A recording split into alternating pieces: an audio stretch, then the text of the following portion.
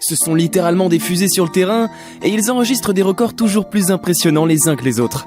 Si les arbitres avaient un radar, il est pratiquement sûr que les joueurs que nous allons citer n'auraient plus le permis depuis longtemps. Pour beaucoup, il est vraiment difficile de les suivre tellement leur vitesse atteint des sommets. Et c'est lors des matchs de Coupe du Monde que certains footballeurs sortent le grand jeu et offrent au public des sprints souvent inégalés.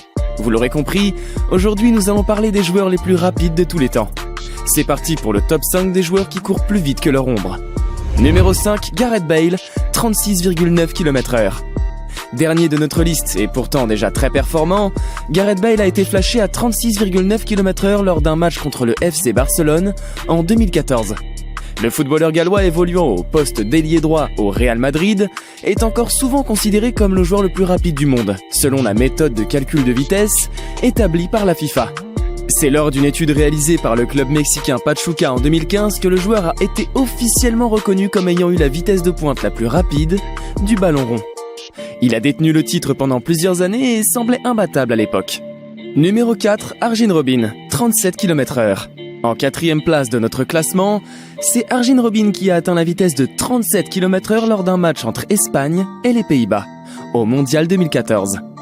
Le footballeur néerlandais évoluant au FC Groningen avait humilié l'Espagne avec une belle victoire de 5-1. Considéré par beaucoup comme la revanche du Mondial de 2010, ce match a décidément été très difficile à avaler pour les joueurs hispaniques. Arjen Robben, qui à l'époque n'avait pas été très brillant sur le terrain, a su cette fois-ci réussir un doublé. Numéro 3, Kylian Mbappé, 38 km/h. Emblème du football national, Kylian Mbappé a fait la fierté de l'équipe de France lors d'un match de Coupe du Monde face à l'Argentine en 2018. En troisième position du podium, il enregistre à l'époque une pointe de 37 km/h selon les médias. Rapidement démenti par la FIFA qui affirme quant à elle un petit 32,4 km/h maximum. Une petite déception donc, causée notamment par les différences notoires au niveau de la méthode de calcul de vitesse. Mais lors d'un match joué en avril 2019 pour le PSG contre Monaco, il est de nouveau flashé à 38 km/h. L'espoir rennais et l'enfant de Bondy prouvent à nouveau qu'il est largement capable d'atteindre des vitesses folles sur le terrain.